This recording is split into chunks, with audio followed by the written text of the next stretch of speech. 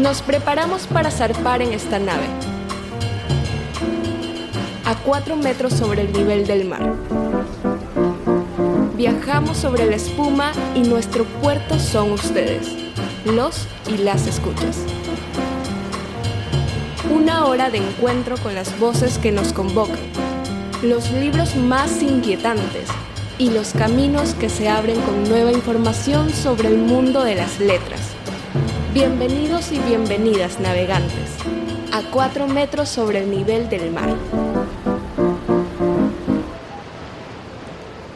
Buenos días, bienvenidas, bienvenidos a nuestros invitados el día de hoy, 10 de septiembre, estamos aquí en Radio Uartes, Frecuencias de lo Sensible. ¿Cómo estás, Martín? Bien, bastante bien. Ya se acababa el año, algo así decías, ¿no? Ya se acaba el año y es medio angustiante, la verdad, porque uno se hace expectativas. A mí me encanta con respecto llegar a los años. al fin y quemarlo todo, ese 31. O sea, bueno, lo chévere de comenzar un nuevo año siempre es que uno como que piensa en reinventarse. Así es. Aquí pues nos reinventamos a meses de que se acabe el 2025 y bueno, nos preparamos para recibir a nuestros invitados, invitadas del día de hoy. Brazo de Mar nos acompaña y con Brazo de Mar están sus editores y sus escritores y tenemos aquí una gran novedad y por eso nos acompañamos. Bueno, tal vez tenga que venir la sección La Fragua para hablar sobre estas novedades editoriales y luego entrar a conversar con ustedes. La Fragua, un vistazo a las novedades editoriales, algunas recomendaciones de libros de ficción, no ficción, poesía e híbridos. La Fragua bulle, a 4 metros sobre el nivel del mar. Bueno, para La Fragua yo tengo 2 novedades internacionales. Ah, muy bien, Martín. Martín es internacional, ya sabes. No, a veces. Vamos, Martín. Una de la editorial Malas Tierras, que es una editorial muy chévere, español, independiente. Que me pareció muy interesante, sobre todo por he escuchado buenos comentarios de la autora y el título. Se llama Angélica Lidl y el título es Cuentos atados a la pata de un lobo. Y dice que tiene madres enfrentadas a sus hijos, hijos que desafían a sus padres, escritores en conflicto con las instituciones o individuos en crisis que se dan cita en unos relatos en los que no hay ni redención ni consuelo, dice. Tremendos. Y también me parece importante como Anagrama sacó una reedición de un libro que había estado, bueno, no sé si descatalogado, pero ahora se va a encontrar seguramente mucho más fácil. Es Cómo desaparecer completamente, de Mariana Enríquez, que es una de sus primeras novelas. Estupendo. Y bueno, pues tenemos aquí a la autora de Pulpo, porque obviamente, justamente Pulpo es una de las novelas que ha publicado Brazo de Mar, que editorial guayaquileña.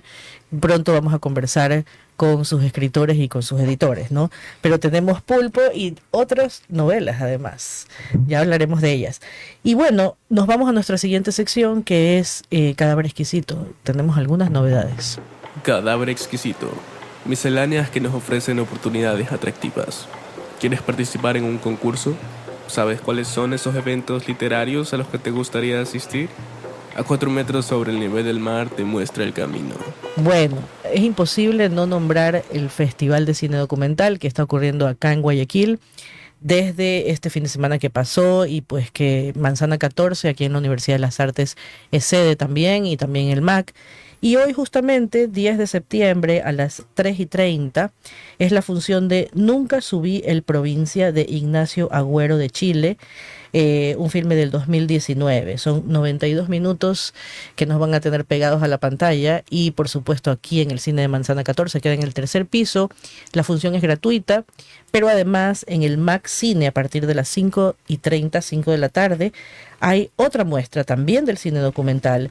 Por ejemplo, estará De donde el nombre se vuelve recuerdo, de Paola Espinosa, de Ecuador, Pájaros de la noche, de Carlos Mogro, Mi bonita ciudad, de Kevin Salazar, Un lugar donde quedarme, de Dayan Romero, y a las 7:30, El viento y todos los tiempos, con Carla Valencia de Carla Valencia Dávila. Así que no se pierdan el cine documental.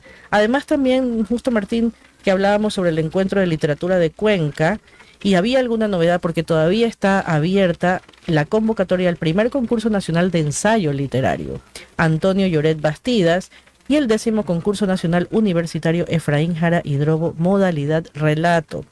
Se puede postular con la obra hasta el 20 de septiembre. Pueden encontrar la información en Instagram, Encuentro de Literatura. Pero además hay una novedad para las editoriales independientes, que seguramente siempre estamos buscando espacios, y es que hay una muestra internacional de editoriales universitarias e independientes, y pues la fecha es del 24 al 28 de noviembre, cuando ocurre el encuentro, de 9 a 7 de la noche en el patio central de la Universidad de Cuenca, y se ha abierto una convocatoria para poder postular. Así que es importantísimo que las editoriales conozcan esta información, porque es un circuito más que está abierto y que se hace además justamente cuando está terminando el año, pero también en esa época ocurre el encuentro ELI. Así que ya tendremos otra vez la presencia de los organizadores de ELI, que se desdoblan. Otra vez. Así es. Y bien, nos vamos entonces a Esta Lengua es Mía y vamos a conversar con nuestros invitados. Esta lengua es mía. Un momento para el encuentro con los otros. Esta lengua es mía nos presenta personajes con una voz propia, a 4 metros sobre el nivel del mar. Muy bien, bienvenidos Diana Pacheco, Santiago Toral, Andrea Iturburu. Qué bueno que estén aquí, estamos súper contentos de recibirlos. No es la primera vez, pero sí es la primera vez de Andrea. Y bueno, quiero abrir un poco esta conversación con ustedes, bueno, con Diana y Santiago, editores, pero editores, autores de esta colección Deltas, y quería que me cuenten un poco qué es Deltas, cómo se les ocurrió y cómo llegamos hasta este momento. Uy. ¿Quién comienza? Bueno, si quieres comienzo un poquito. Bueno, esta editorial, como ya algunas personas quizás conocen, y si no, bueno, contamos un poco. Brazo de Mar nació en el año 2023. Inicialmente el proyecto que teníamos Diana y yo era de enfocarnos específicamente a literatura lusófona, ¿no? Con foco principal en Brasil. Publicamos en ese momento, en el 2023, un libro de Paloma Vidal. Y bueno, después de eso, ya igual tú sabes que estamos en un montón de cosas, metidos en un encuentro de literatura y tal. Y bueno, tuvimos una pausa en medio, una pausa que no programamos, en realidad se fue dando, que hubo esa pausa, pero luego también nos planteamos la posibilidad de ampliar un poco el foco de pensar no únicamente publicar literatura traducida, sino pensar también que si somos una editorial guayaquileña, que además hacemos un homenaje desde el nombre a Guayaquil, era también pertinente dar espacio también a autores locales, ¿no? Y ahí aparece esta idea de participar en estos fondos concursables del IFAIC, y ahí es que conformamos la colección Deltas, ¿no?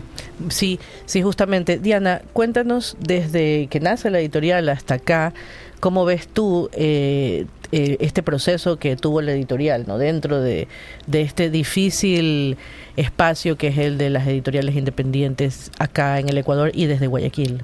Bueno, nace con una discusión sobre un poco el nicho de mercado, si podemos hablar de un mercado, no un mercado emergente o en construcción, que podríamos llenar y qué podemos aportar a ese nicho, y con también la discusión de una posibilidad de ampliación. Además, la constante discusión sobre posibilidades de financiamiento y de sostenibilidad, ¿no?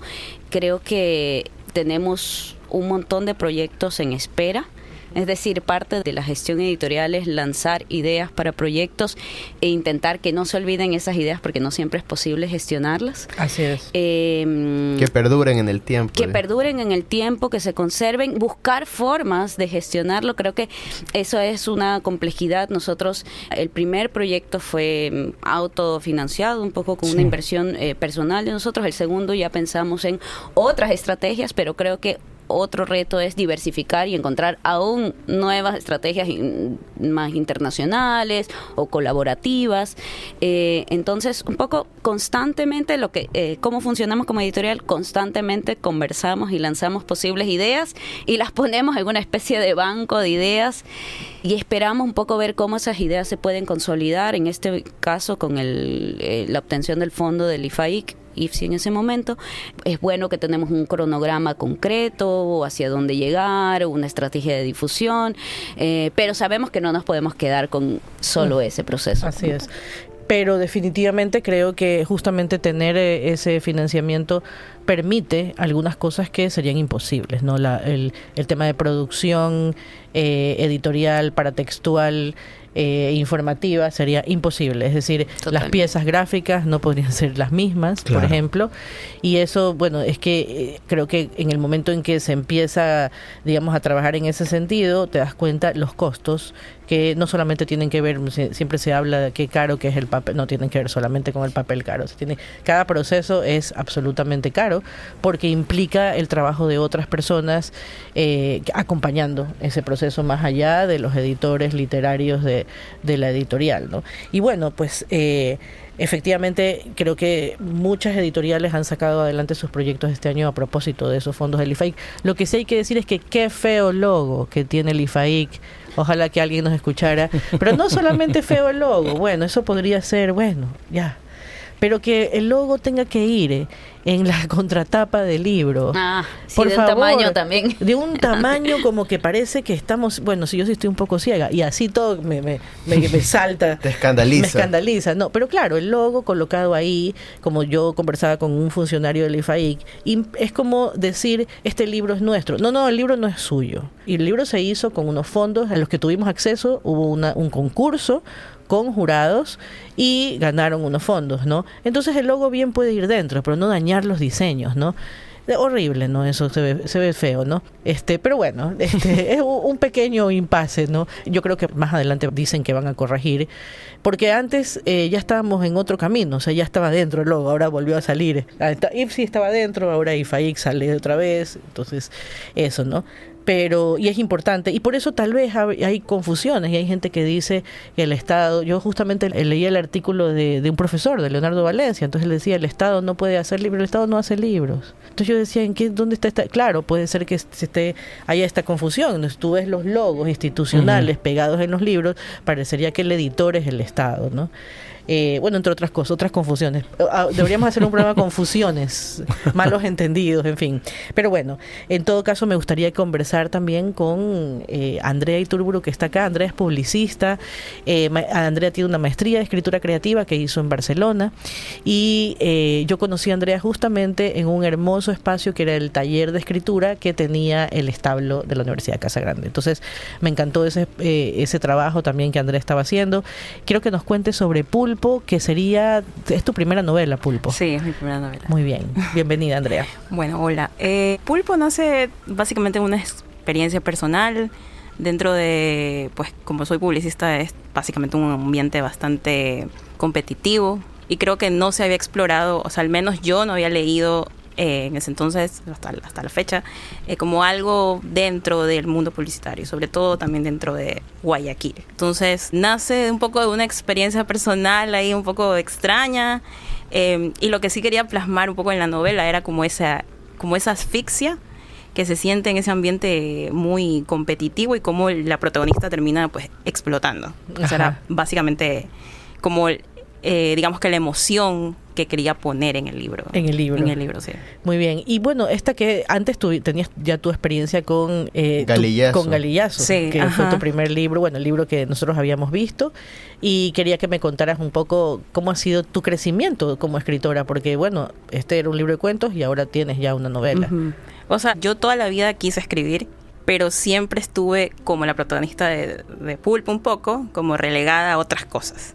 Entonces, Galillazo nace un poco porque yo antes, y esto es muy loco, yo antes me enfermaba un montón de la garganta y cosas así, y comencé a escribir y automáticamente ya, o sea, ya no sufro nada. Vengo de un concierto, pensé que iba a venir molida y estoy totalmente, o sea, creo que escribir me sanó. De alguna forma, como que me subió o sea, como digamos que abrazar esa parte me sanó a mí, no sé cómo explicarlo, esto es algo loco. Entonces Galillazo nace un poco de eso, o sea, llega 2019, a mí me sacan del trabajo abruptamente, me dan una liquidación y yo digo, bueno, estos 6 meses que me quedan del año me voy a dedicar a escribir mi libro de cuentos que toda la vida lo he querido hacer. Y me iba a ir en 2020 al máster, o sea, yo me estaba preparando, o sea, yo estaba haciendo los 6 meses, no hice nada, escribí, y dije, voy a ir a 2020 al máster. Llega la pandemia. y Ajá. cambia todos los planes por completo. Entonces digo, bueno, no voy a 2020, voy a 2021. Entonces me dio tiempo como para poder ir puliendo el libro de cuentos. Igual cuando llegué al máster fue muy, muy extraño porque los cambié por completo. O sea, todo lo que publiqué tuve que reescribirlo por completo. Un replanteamiento. Cambiar estructura, las voces, o sea, como que el punto de vista de las voces de los protagonistas también los cambié un montón. Y me di cuenta que también un libro de cuentos es mucho más, es una locura hacer un libro de cuentos. O sea, yo creo que la novela como que te lleva, o sea, tienes una voz, tienes una guía, pero el libro de cuentos, o sea, yo casi me vuelvo loca. Y O sea, en tu experiencia ha sido más tortuoso escribir un libro de cuentos que la novela. sí, ha sido más, o sea, creo que es porque como tienes diferentes puntos de vista y tienes diferentes voces y quieres plasmar diferentes cosas en tan corto tiempo, no sé, o sea, yo sentí que era demasiado. Es la dificultad del espacio también, Sí. ¿no? Para el cuento. O sea, no solo tienes un problema, un gran problema que es la novela, tienes muchos pequeños problemas Tienes que muchos se pequeños transforman en un gran problemas. problema. Sí, porque la novela como que te lleva, o sea, siento que igual la novela también tiene sus problemas, ¿no? Pero estás concentrado en un solo mundo. En cambio, el libro de cuentos es más, no sé, yo cuando estaba allá estuve un momento que dije, ¿por qué estoy haciendo un libro de cuentos? O sea, para una parte muy, o sea, eran como 3 meses que nos daban para escribir. Y era muy, muy, muy, muy corto, pero creo que quedó bastante bueno. Luego lo saqué con la editorial Palabra Herida, pero fue un poco entre autofinanciado. Ajá. Y la distribución fue un poco extraña. Difícil, claro. Y sí, como que no salió tan Sí, bien. hay una cosa que has dicho tú cuando empezaste en tu intervención y es que tú postergabas. Y yo siento muchas veces que para muchos escritores y escritoras aquí la literatura es un trabajo postergado. Y no solamente la escritura, sino quienes se dedican a la investigación literaria, es decir, hasta que encuentras como ese filón, ¿no? En ese sentido, Santiago, tú también has hecho tus publicaciones, no cuando tenías 20 años. Claro. Entonces, ¿qué podrías decir sobre eso? Uy, Sobre postergar, ¿no? ¿Por es qué raro, postergar? ¿no? Sí, bueno, en mi caso creo que tiene que ver con que yo o sea, en un inicio cuando empecé a estudiar, yo estudié otra cosa, yo estudié audiovisual, estudié cine, me fui más por esa área y yo de verdad estaba convencido en los 20 que hacia allá era donde tenía que ir y toda mi idea creativa, escritura, iba a ser una escritura esencialmente cinematográfica, ¿no? Y tuve esa idea, esa persistencia hasta el máster, porque hice un máster en audiovisual, en guión. Entonces, hasta ese momento seguía eso y paralelamente la literatura siempre estuvo ahí, ¿no? O sea, yo igual seguía escribiendo, escribía cuentos, escribía poemas en algunos casos, no se me daba mucho la poesía en ese momento, pero igual estaba escribiendo. Pero paralelamente para mí el foco estaba puesto, era en lo audiovisual. Y lo intenté mucho, durante muchos años estar... Claro, sí, sí. Me fui a Argentina, además, donde sabemos que se produce muchísimo cine y de hecho participé en algunas producciones, pero después cuando ya a la vuelta a Guayaquil... Te impulsó la literatura. Claro, Te creo que agarró. también me contagié de los amigos, ¿no? De, Eso es muy- que están, sí, eso sí. que estaban y que continúan en el medio, como tú, como Andrea, como Solange. Entonces, inevitablemente creo que también eso también me hizo replantear, bueno, hay estas cosas que tengo escritas, bueno, ¿por qué no hacer ese salto, no? Que no es fácil, como tú dices, ¿no? Uno posterga cosas y uno dice, bueno, este año no, este año hay cosas, hay trabajo, porque además tenemos que recordar que no es que vivimos de la literatura, sino que tenemos Así otros es. trabajos. Pero bueno, yo creo que llega un punto en el que también hay algo interno que te dice, ya, esto tiene que salir, esto no puede seguir así, como le pasaba a Andrea con el tema de la enfermedad, ¿no? Creo que el cuerpo empieza a somatizar cuando hay algo que no está saliendo, ¿no? Y ahí apareció la idea pues de la publicación de la primera novela, Del Mar Viene, que se publicó este año, en abril. Y bueno, eso para mí sí fue para mí fue como una especie como de soltar algo, de destrabar algo. Y bueno, yo no sé tampoco cuántos libros más voy a escribir o se van a publicar, pero digo que siento que es algo que ya... que era como una cuenta pendiente conmigo mismo, ¿no? Uh-huh. Que estaba ahí, ¿no? Y decía, esto es algo que hay que hacer. Y ahora con esta nueva publicación, siento que, claro, para mí como escritor, son como dos novelas que están como muy distantes, porque claro, sabemos los tiempos de publicación y tal, que no son congruentes con los tiempos de creación. O sea, Así es decir, es. uno crea esa novela, obviamente que en la edición uno también empieza a trabajar y a reescribir y tal, pero el mundo en el que te metes, como decía Andrea, ¿no? El mundo que tú creas en esa novela y toda esa cosa que vas pensando, al momento en que ya se publica, ha pasado un montón de tiempo. Así y es. ya está tu cabeza en otro proyecto, en otra ¿no? cosa. Me encanta escucharte, Santiago, y bueno, esperemos tener ya en nuestras manos Cuando se fueron las libélulas, también Pulpo, y por supuesto también la tercera integrante de Deltas, de esta Sí. colección Deltas, es Mariela Manrique, con ese hilo que se rompe, que no sabes cómo me alegra que finalmente cambiara, sí. que cambiara el título de su libro. Ay. Y por eso me gusta cuando tú dices, uno hace cosas por contagio, y es porque es verdad, cuando conversamos, o sea, a mí lo que me alegra profundamente es conocerlos más allá de la escritura. Aunque hemos compartido en espacios que tienen que ver con la literatura, nos hemos conocido también en otros, y eso es absolutamente valioso. Y claro, esas conversaciones enriquecen nuestro propio trabajo. Total. Y entonces, claro, ya tenemos como una confianza suficiente. Como yo siempre pongo el ejemplo, ya lo vamos a de Solange, de La Noche Artificial, que es un título hermoso, pero su título original, cuando nos contaba... Alta Marea, creo que era, ¿no? O que sé, nosotros, no, ¿por qué este título? Bueno, entonces, eso es interesante. Pero bueno, estas tres novelas entonces se van a presentar cuando, y además de eso, pues quería decirles a las personas que nos están escuchando que vamos a tratar de imaginarnos cómo son, ¿Cómo son materialmente cómo son los libros? materialmente los libros. Cuéntanos, Santi. Ya yo he que el visto- editor se ha olvidado. se ha olvidado de traerlos, pero cuéntanos cómo son, qué color son. Bueno, es qué- que los libros llegaron recién ayer, entonces Ya. fue una locura. Encima nos llegaron los 3 libros Juntos. todos juntos. Fue todo Así es. un operativo realmente. Así es. Al compañero que fue a retirar los libros, hasta le hicieron abrir las cajas porque decía, a ver, qué sospechoso, 10 cajas así Claro. con tanto peso, ¿no? Pero bueno, no, una idea que teníamos Diana y yo cuando concebimos este proyecto era que aunque cada novela tuviera una identidad gráfica propia, debía sentirse que eran parte de una colección, ¿no? Entonces, en ese sentido, junto con la diseñadora, fuimos pensando cuáles eran como los elementos icónicos que tenía cada una de esas novelas, y en función de eso plantear como una especie de línea gráfica general. Y bueno, y ahí salieron los colores, ¿no? Entonces la novela de Andrea es una novela más púrpura, más violeta, Ajá. que luego va como difuminando hacia un azulado verdoso, que Ajá. sería mi novela, y luego ese azulado verdoso se va convirtiendo en un naranja, amarillo, que es la novela de Mariela, ¿no? O sea, están en términos de diseño conectadas las... Sí, por la idea de deltas, ¿no? Y también Chévere. las texturas Las que texturas, tiene, sí, sí. hace alusión al tema de deltas, ¿no? Es decir, de estas ramificaciones de tierra que van surcando el agua, ¿no? Y nada. Y de hecho, en unas primeras versiones, la diseñadora se había tomado muy literal el tema de deltas y nos diseñó y nos mostró unos mapas, y nosotros dijimos, está bien, pero no se va a entender tampoco por qué Pulpo tiene un mapa de unos deltas, ¿no? Entonces, Claro. eso hicimos. Pero sí, fue como un proceso, fue largo, no fue fácil, porque empezamos como primero pensando un montón de ideas, pero bueno, nada. Sí. La verdad que ayer vimos los libros y estábamos viendo, y yo así como, qué lindo esto. No, la verdad es que es increíble cuando te llegan los libros, ¿no? Abres y ves todo eso, es como algo, hay una ilusión importante que ocurre, ¿no? Sí. Y bueno, en ese sentido es una ilusión distinta a la del cierre del proyecto. Ah, sí, Que ya vendrá en el futuro.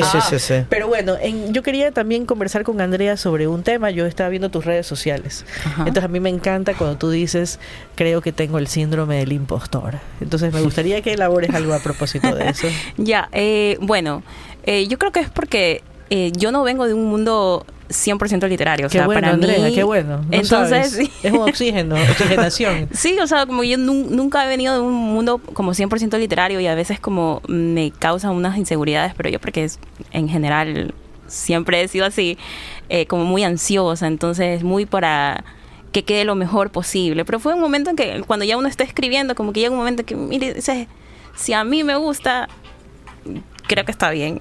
Ya llega un punto.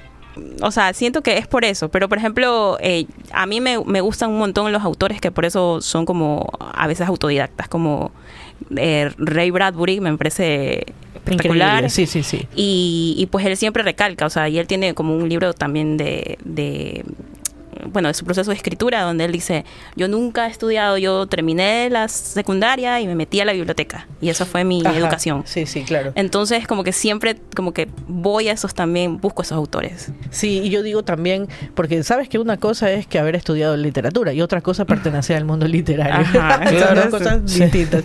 Pero me alegro porque es como una oxigenación, ¿no? Que hay que tener, ¿no? Con ciertos ambientes que son a veces muy cerrados, muy complejos, ¿no? Pero bueno, en todo caso, yo conozco alguito de pulpo, un poquito de pulpo. Entonces, estoy ansiosa de leer asimismo la novela de Santiago y la novela de Mariela, que también, bueno, tiene esta instancia de tratar el mundo infantil, o sea, ver desde esa perspectiva ciertas cosas, y también ambientada en una década que es interesante para los viejitos, no mentira. Para mucha gente es una época compleja, complicada, ¿no? La década del 80, del 90, ¿no? Todos estos imaginarios alrededor de las guerras, pero claro, vistos desde una voz infantil, ¿no? Claro. Bien, y bueno, ustedes van a estar ¿cuándo en la Feria del Libro de Guayaquil?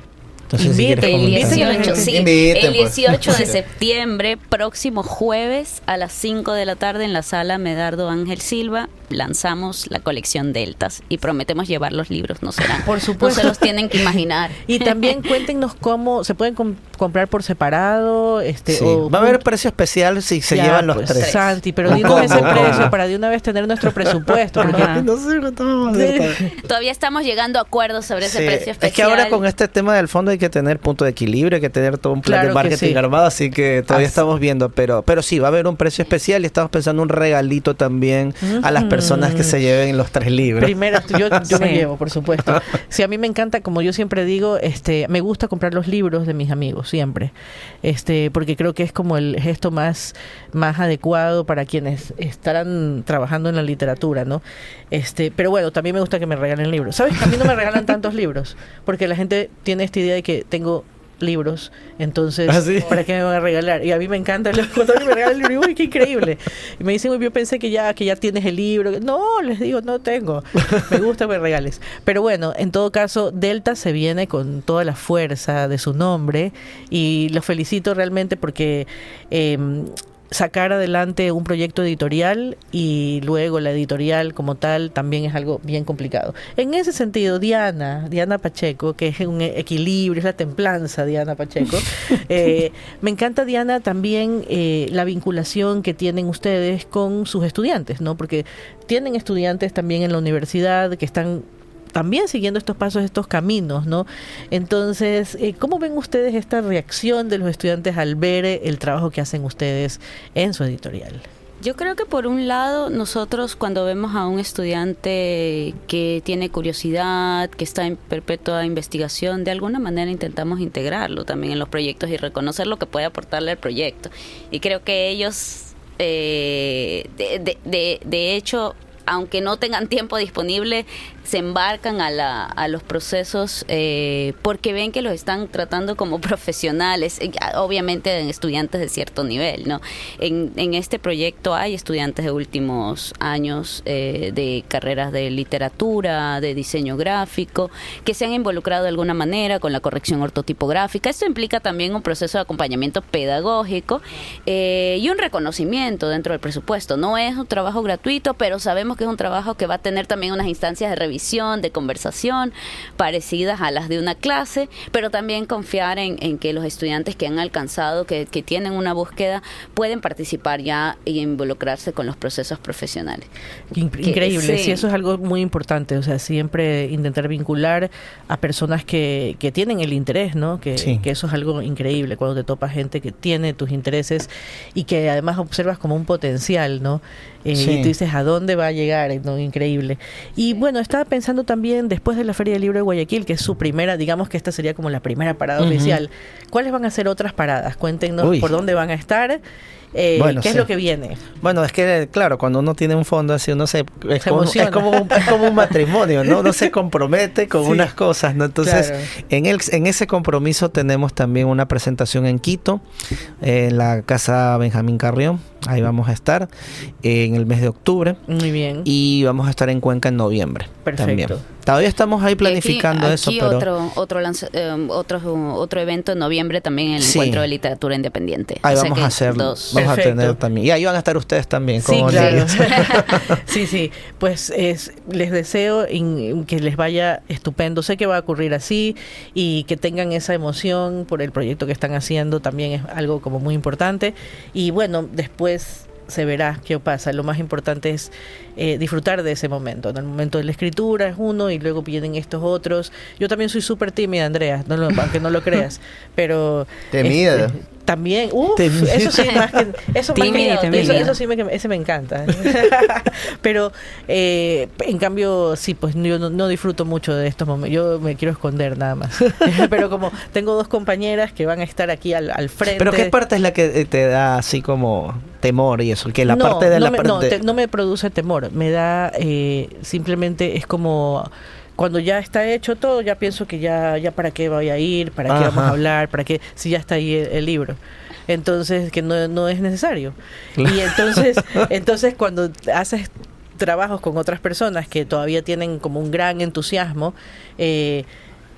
ya pues hay una gente que tiene más entusiasmo Sí. todavía, ¿no? Entonces, Pero es que yo creo que sí. eso es lo interesante de Ajá. estos procesos, ¿no? Porque claro, uno no tiene la misma energía todo el tiempo durante todo el proceso, ¿no? Y eso nos pasa a Diana y a mí. O sea, a veces uno de los dos está con un montón de cosas encima y eso, pero ahí está la contención, ¿no? Y creo que también con lo que decía Diana de los estudiantes y también de gente profesional que trabaja con nosotros, eso creo que también es básico, ¿no? Es fundamental. Por ejemplo, ahora tenemos a Daniela Mejía que ella está en la parte en la parte de prensa, digamos, ayudándonos un montón, porque la verdad es que nosotros no íbamos a dar para todo eso, ¿no? Entonces también hemos tenido la gente que nos ha ayudado, José Guerrero que estuvo y Jefferson Hernández que estuvieron en la parte de fotografía y de videos, que estuvimos ahí haciendo sesión con Andrea y con María. Coordinando. Entonces hay gente que finalmente, Joaquín Daniela y Por supuesto. Diana Hurtado que estuvieron en la parte de corrección ortotipográfica. O sea, creo que es interesante. Es verdad que es mucho trabajo porque, claro, uno a veces dice, mejor lo hago yo porque ya sé y no tengo que estar enseñando a otra persona, pero creo que también, aparte de ser un acto generoso, creo que también es un acto también de decir, no soy imprescindible, también Correcto. otras personas pueden hacer esto y enseñar eso creo que también hace que este propio medio no se quede en 2 personas ni en 3, sino Así que es. se multiplique, Sí, ¿no? sí. Y en realidad se va expandiendo, ¿no? Sí, pero Sí. eso es una cosa y otro, el deseo cambia.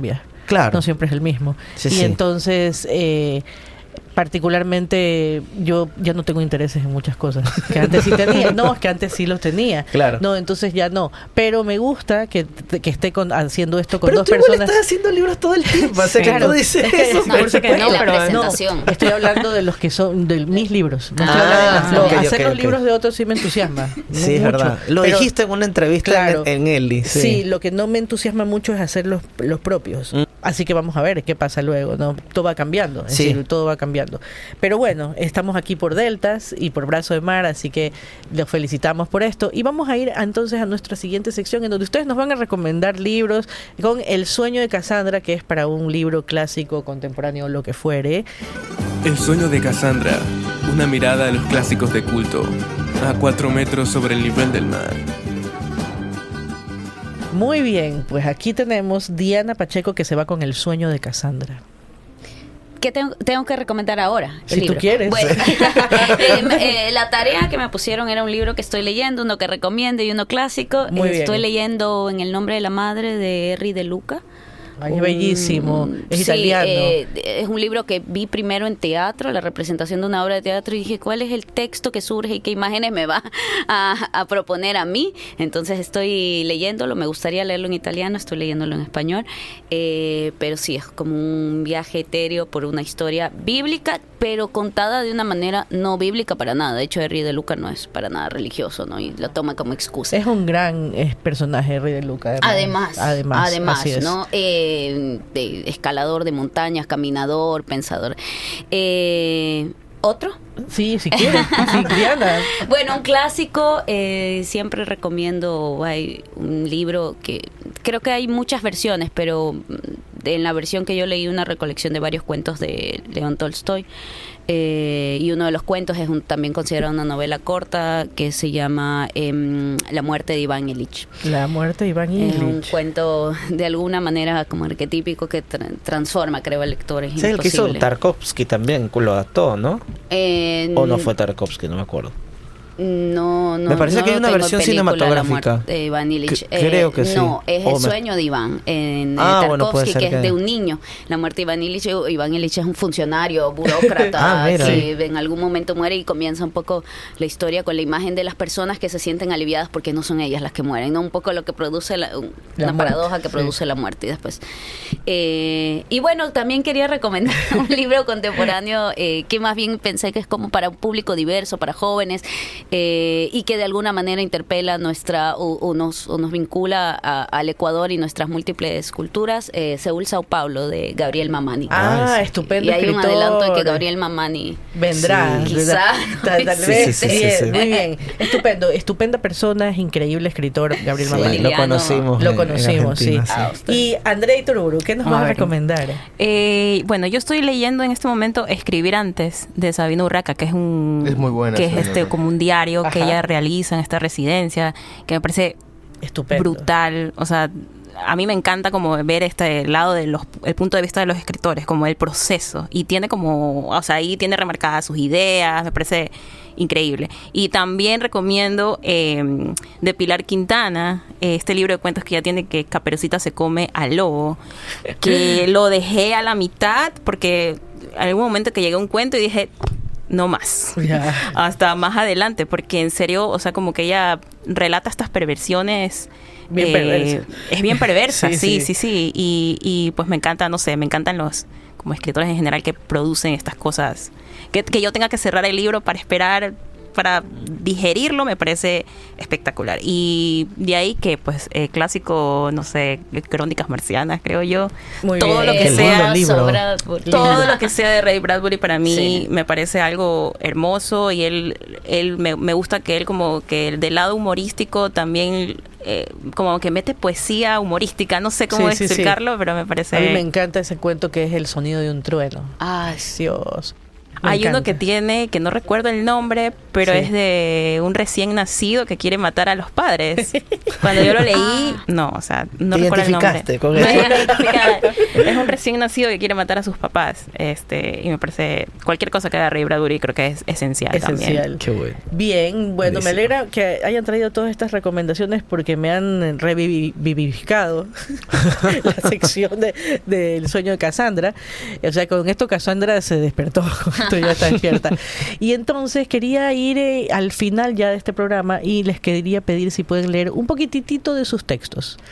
Un poquito nada más. Algo cortito. Un Santiago, párrafo, yo un tengo párrafo. aquí la novela de Mariela, por si Muy acaso, bien. pero de repente- Santiago Claro, sí. inicia. Bueno, que inicie Andrea. Un párrafo random. Ya, ok. La sombra de pelos en los azulejos se enderezó, nadó perfectamente hasta ellas, las rodeó. Una niña pateaba con firmeza y la sombra la envolvió. Se enredó entre sus piernitas y la empezó a hundir. Con todas sus fuerzas la niña nadaba para arriba y no subía. Su instructora intentó sacarla, pero una extensión de mi sombra la tiró al otro extremo de la piscina. La minipili nadaba con fuerza, empezó a gritar. Su sonido eran burbujas que se levantaban en mi cara e invadían la piscina con sus movimientos desesperados que empezaban a perder fuerza. Mi sombra la llevó hasta abajo. Luego de tirar por los aires... Perdón. Mi sombra la llevó hasta abajo luego de tirar por los aires a su mamá, que intentó rescatarla. La minipili luchaba por desenredarse. Su último respiro, convertido en una pequeña corriente, rozó mi brazo. Entre todos mis pelos, la minipili empezó a flotar. Distorsionados se escuchaban los gritos de su mamá, que no podía despegarse de la pared. Mi sombra de pelos regresó rápidamente a mi cuerpo. Atrapada entre mis hebras, empecé a nadar hacia arriba. Los pelos se metieron por mi nariz y se volvieron parte de los 8 brazos que ahora tenía, y se sentían como tentáculos. Me convertí en una masa de pelo resistente al cloro que rompía los azulejos, se estiraba y llenaba la piscina. Mis ventosas se pegaban al suelo y levantaban el cemento, atrapaban a las instructoras, a las minipilis, a las mamás y la arrastraban hasta el fondo. Descuarticé la casa urdesina que antes fue hogar de alguna familia rica. La cuadra entera cedió y yo me fundí con el estero, con su olor a mierda y lodo. Era una diosa en forma de pulpo que nadaba ondulado entre caimanes, cocodrilos, garzas asustadas, malecones cayéndose. Saqué mi cabeza y el puente del velero colapsó. Mis tentáculos reptaban la ciudad con sus ventosas, removían los pocos árboles que había, engullía bucetas, enredó la Kennedy, Centro, Sur, Alborada, trepó por el Cerro Santana, lo partió en dos.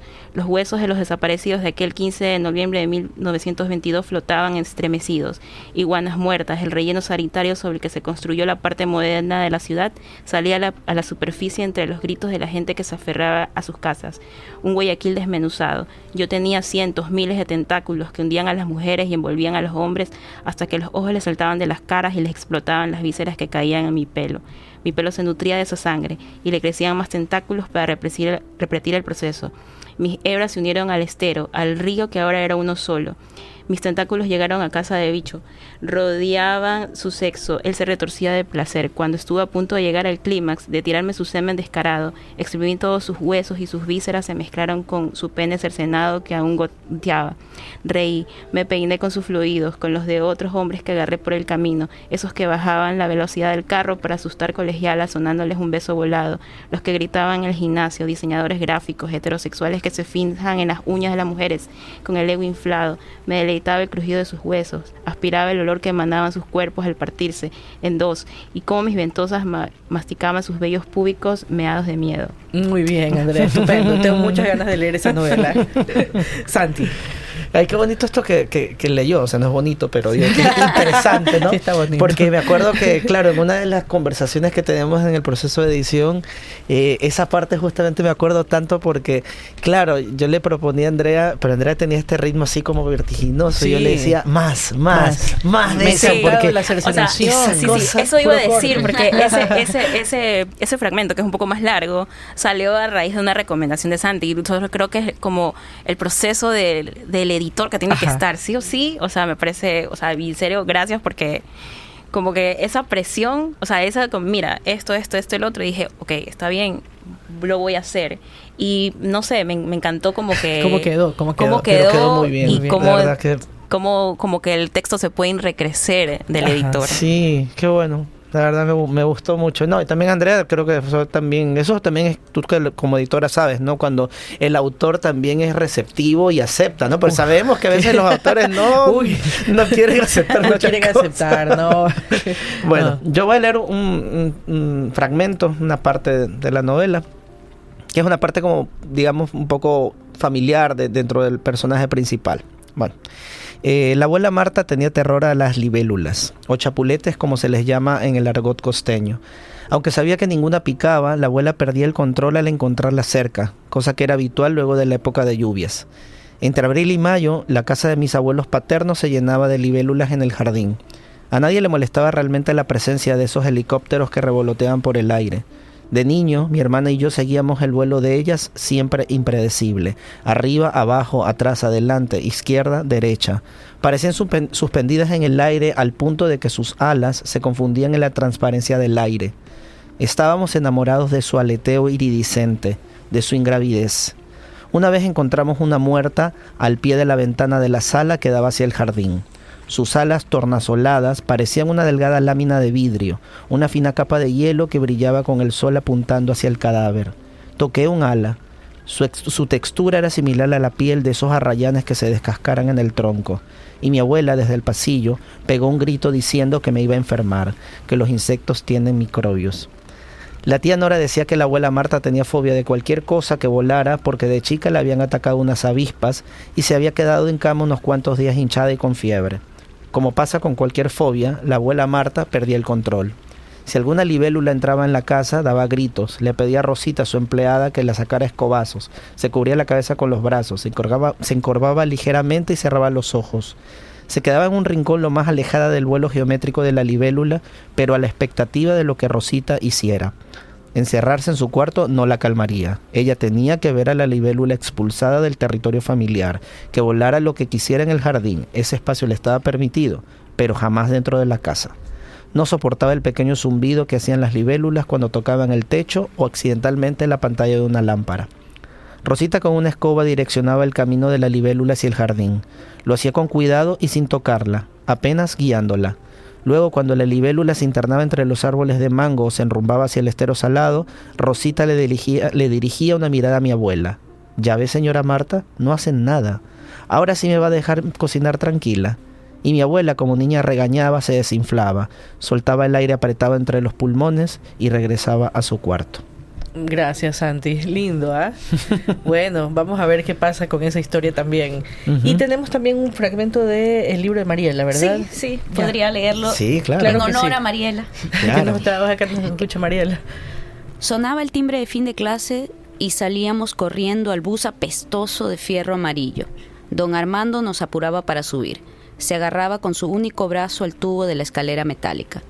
Yo me sentaba sola en el asiento tieso de plástico rojo. Mis hermanas se sentaban al fondo y conversaban con los famosos. Me dormía. A veces se me volteaba el termo. El resto del jugo naranja se salía de mi lonchera de metal, toda manchada siempre. Me despertaban, flash rapidísimo, había llegado a casa, a pesar de que quedaba tan lejos de todo en el sur de Guayaquil. Vivía en el fin del mundo con mi mamá, quien volaba siempre, con mi papá, quien andaba en su ambulancia, su sirena prendida, uiu, uiu, uiu, en emergencias, con la soldado, que me disparaba desde su trinchera, con mis hermanas mayores, quienes siempre murmuraban, se pasaban el cepillo, y si yo hablaba, las patadas. Es decir, me pegaban durísimo un puntapié en la canilla o también me ignoraban, que era como otra patada durísima en el estómago. Dijeron que tenía problemas y que habían iniciado en la tarde que comencé a hablar de funchis. Lo primero que sucedió fue que la primera vez que lo vi, me lo tragué. Ay, muchas gracias, Diana. Ahí tienen la historia de Mariela y Funchis. Funchis. Que es un personaje, Funchis. Funchis aparece y desaparece, no les voy a dar más datos, pero... Sí. Así es. Y bueno, pues creo que hemos llegado hasta al final de nuestro programa de hoy en A 4 metros sobre el nivel del mar por Radio Huartes, Frecuencias de lo Sensible. Hemos transmitido desde la cabina de Radio Huartes en Manzana 14. Nos acompaña Maite, nuestra capitana, y nos acompaña también Martín Riofrío, el lector semiótico, viejo lobo de mar, cansado a más de la mitad del año, que se aproxima el fin de año realmente. Y nos vemos la próxima semana en que vamos a tener aquí un programa también con las autoras de Onirias que nos van a visitar, y al mismo tiempo que se inaugura con Onirias la colección Flanés, en donde están los libros de Paola Zambrano, que tiene un hermoso poemario que se llama Indefatigable, Andrea Crespo, Objetos del cielo profundo, su novela, El sueño artificial de Solange Rodríguez. La noche artificial. Ah, es verdad, La noche artificial. Eso me va a matar, Solange. Bueno, La noche artificial de Solange Rodríguez, y estaremos conversando con ellas sobre su participación también en la Feria del Libro y sobre qué nos trae la Feria del Libro, que justamente se abre ese día. Así que nos vemos la próxima semana y escuchen la retransmisión de este programa el próximo lunes a las 11 de la mañana, aquí por Radio Artes. Bueno, pues, gracias. Muchas gracias. Acabamos de escuchar A 4 metros sobre el nivel del mar, donde las palabras fluyen como la espuma de las olas.